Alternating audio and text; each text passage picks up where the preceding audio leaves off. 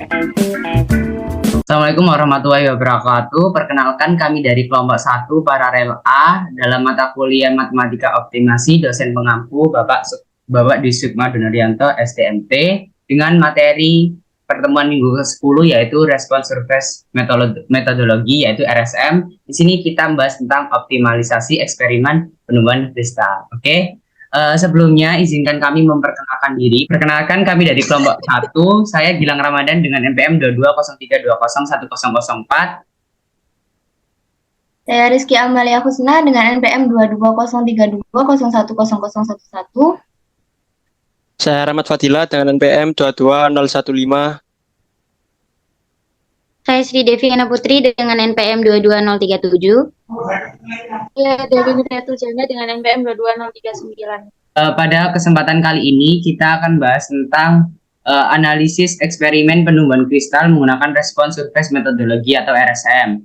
Di mana pada pokok pembahasan ada beberapa poin yang akan kita bahas tentang penjelasan RSM dan juga aplikasi RSM yaitu penumbuhan kristal, kemudian pembahasan dari data-data eksperimen, pengolahan data secara manual dan Minitab, serta formulasi ANOVA. Kemudian ada uji kesesuaian model regresi atau lack of fit. Kemudian ada juga uji parameter regresi secara serentak, pengujian asumsi residual, penentuan titik stasioner, dan juga kesimpulan. Nah, apa itu RSM? Pada pertemuan kali ini kita akan bahas tentang RSM. Jadi kepanjangan RSM itu Respons Surface Methodology. Sesuai namanya, dalam bahasa Indonesia itu disebut metode permukaan respon yang merupakan sepulen teknik matematika dan statistika. Jadi ada dua mata pelajaran di sini yang gunanya itu untuk menganalisis apa sih masalah dalam beberapa variabel independen yang mempengaruhi variabel respon. Jadi itu saling berkaitan gitu loh antara independen dan juga variabel respon. Kemudian tujuan akhir dari model RSM itu untuk mengoptimalkan respon itu sendiri. Terus ada di sini kita membuat aplikasi RSM yaitu berupa eksperimen kimia yaitu penumbuhan kristal. Jadi dalam eksperimen ini variabel respon independennya itu ada 3 variabel. Jadi variabel X1 itu suhu, X2 itu tekanan, dan juga X3 itu derajat kesamaan. Nah, variabel-variabel tersebut itu akan menyebabkan pertumbuhan kristal itu menjadi optimal. Dan dengan tujuan RSM ini, kita itu dapat memahami peran metode permukaan respon dalam menentukan nilai-nilai variabel independen yang menyebabkan kayak nilai responnya ini apakah bisa tuh menumbuhkan kristal itu menjadi optimal, seperti itu. Nah, kenapa sih kita pakai studi kasus penumbuhan kristal? Karena di penumbuhan kristal ini kita dapat secara langsung atau gamblang gitu loh menentukan 3 faktor atau 3 variabel yang mempengaruhinya, yaitu suhu, tekanan, dan juga derajat kesamaan atau pH. Nah, untuk mendapatkan titik optimalnya yang udah dijelaskan tadi kan, tujuannya itu untuk cari titik optimal. Nah, kita pakai 2 cara desain, yaitu tahap pertama sama tahap kedua. Nah, ini tuh dijelasin kalau tahap pertama itu pakai desain faktorial, kalau tahap kedua itu pakai CCD atau Central Composite Design. Nah, terus di sini tuh kita punya data hasil eksperimen. Jadi ini tuh beberapa data dari jurnal yang kita kumpulkan untuk sebagai data pelengkap bahwa kita tuh tadi pakai 2 metode. Jadi tabel 1 ini merupakan data eksperimen tahap 1. Tahap 1 itu pakai desain faktorial ya di sini. Nih, desain faktorial 2 level, kalau yang tahap 2 itu pakai CCD. Jadi ini bisa dilihat sendiri datanya. Ada 3 variabel yaitu suhu, tekanan, pH, dan ini adalah penumbuhan kristalnya dalam kurung dia itu satuannya gram.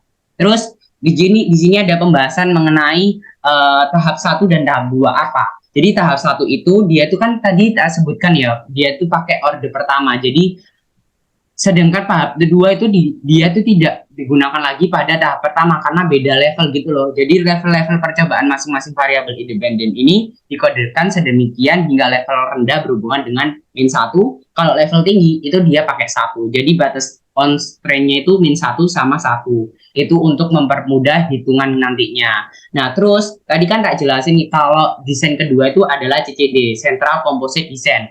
Nah, CCD ini dia tuh pakai nilai rotatabilitasnya. Jadi dia tuh pakai rumus 32 per 1 dikali 1/4 sehingga nanti hasilnya tuh sekitar 1,682. Oleh karena itu nilainya itu kurang lebih sekitar 1,6an dan ini nilainya itu digunakan untuk pengkodean. Jadi pengkodean tersebut itu ada rumusnya, yaitu rumus X1, X2, dan X3 bisa dilihat di PPT, sehingga N1, N2 itu sama N3 itu menyatakan apa? Menyatakan nilai sesungguhnya dari variabel, suhu, tekanan, dan juga derajat kesamaan. Untuk selanjutnya bisa dijelaskan oleh teman saya Rizky Amalia Husna. Kemudian ada persamaan di atas diperoleh nilai pengkodean untuk variabel X1, X2, dan X3 yang disajikan pada tabel 3. Setelah dikodekan, maka data pada tabel 1 dan tabel 2 dapat disajikan dalam bentuk data kode sebagaimana tercantum pada tabel 4 dan tabel 5. Kemudian ada data hasil eksperimen tabel 1, tabel 4, dan tabel 5 yang ada di PPT. Next. Pengolahan data pada eksperimen tersebut dilakukan dengan dua cara, yaitu secara manual dan menggunakan Minitab. Sama halnya dengan koefisien pada persamaan regresi, koefisien pada metode permukaan respon didapatkan dengan menggunakan OLS dengan rumus sebagai berikut. Berikut formulasi ANOVA dapat dilihat dari tabel 6. Data pada tahap 1 kemudian diolah dengan menggunakan software Minitab, di mana hasil analisis yang didapatkan adalah sebagai berikut, yang ditunjukkan pada tabel 7.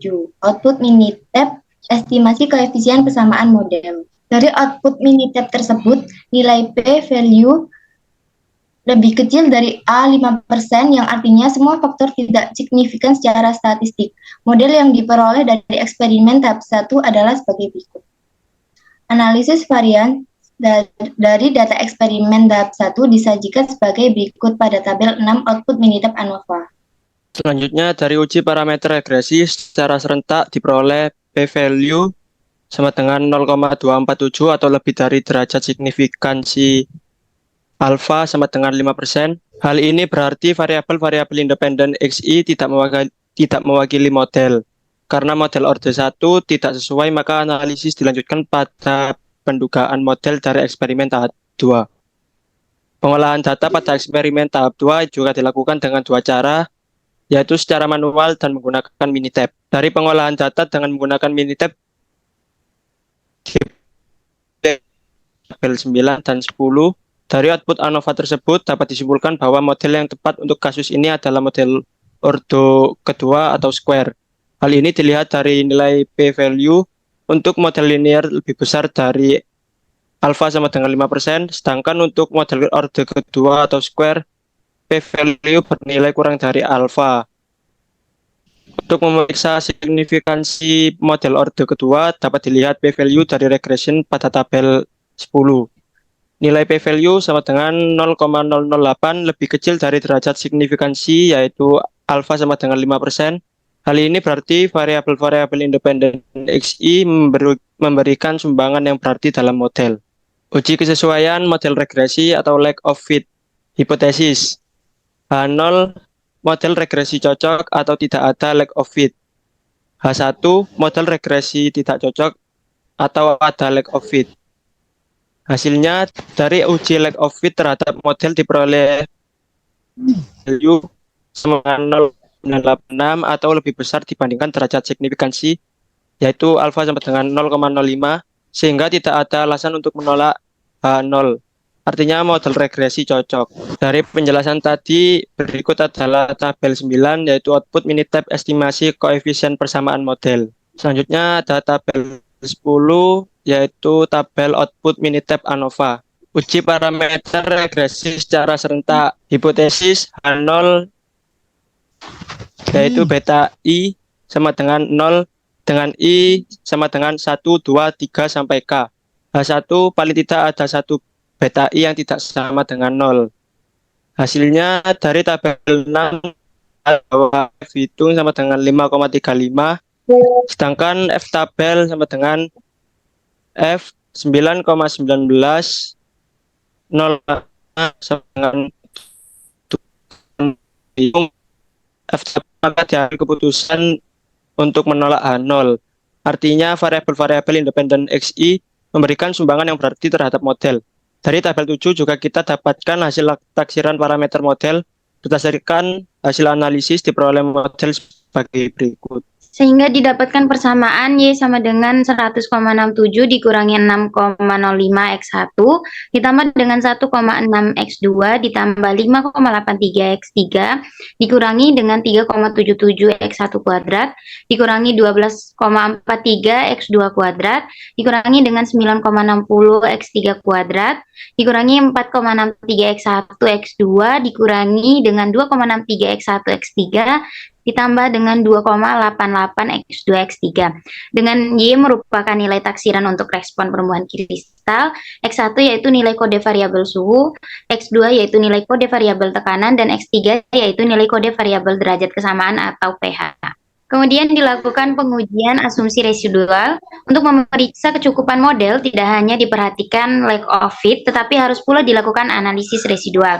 Harus dibuktikan bahwa residual mengikuti asumsi sigma I sama dengan IID normal atau 0, theta 2. Kemudian terdapat independensi di mana residual akan independen bila autocorrelation function atau ACF-nya berada pada interval lebih kurang 2 akar N.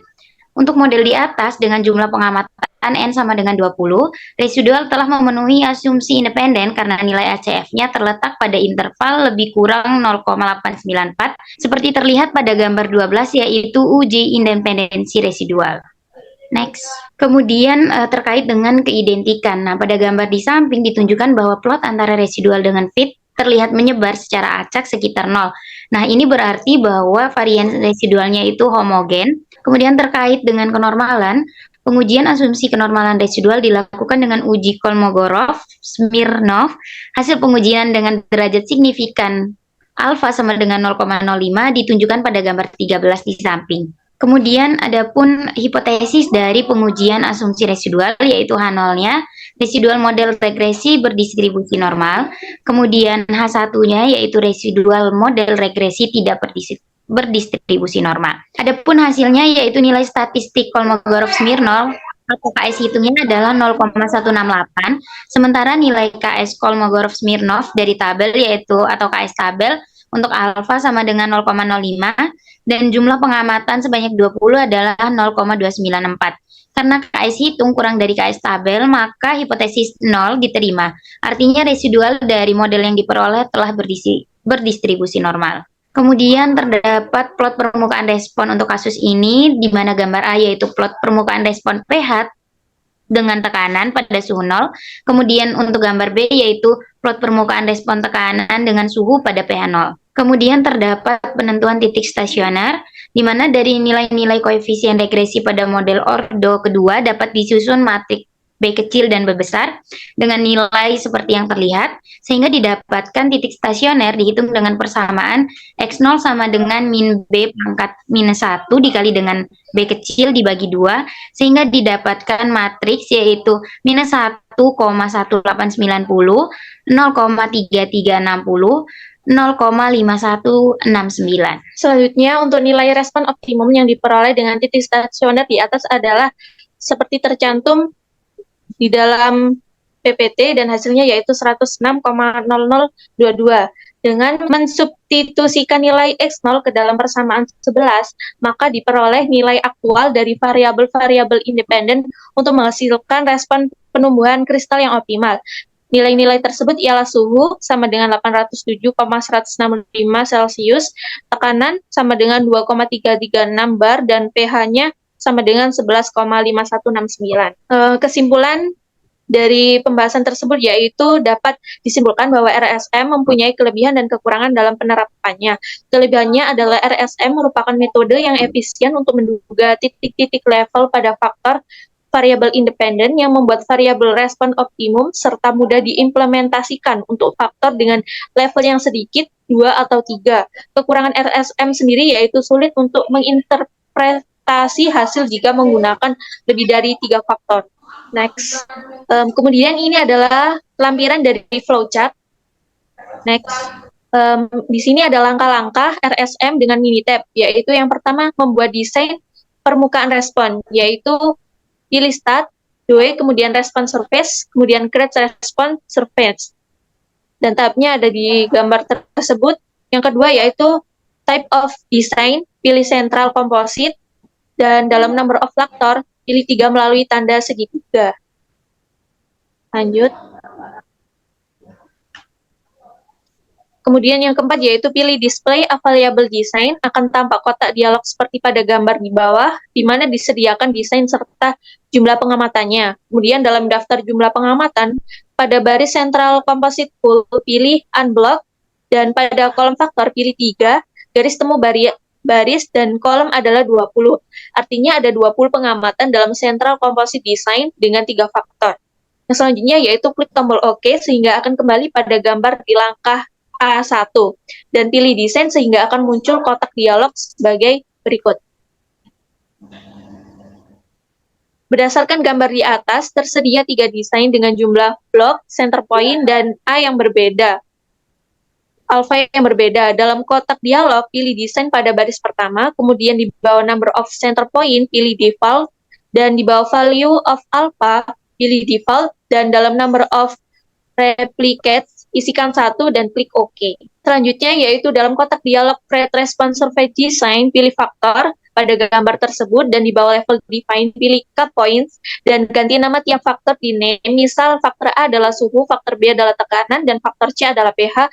Kemudian klik OK sehingga akan muncul kotak dialog Create Response Surface Design dan pilih option dan hilangkan tanda cek centang pada randomize run, lalu klik OK. Dalam kotak dialog Create Response Surface Design, klik OK sehingga akan muncul tampilan di session window. Baik, tadi sudah dijelaskan tentang lampiran dari RSM. Berikut adalah program dari Minitab-nya. Jadi kita kan tadi disuruh buat untuk metodologi response surface. Jadi di sini ada central composite design, ada design summary di mana ada faktor 3 yaitu 3x1, x2 sampai x3 tadi. Terus di sini juga ada point types-nya. Terus di sini ada worksheet-nya. Jadi kita masukkan tadi 1 min 1 ini kan derajat kesamaan tadi. Jadi kalau min 1 itu suhu rendah, kalau 1 itu suhu yang tinggi, seperti itu.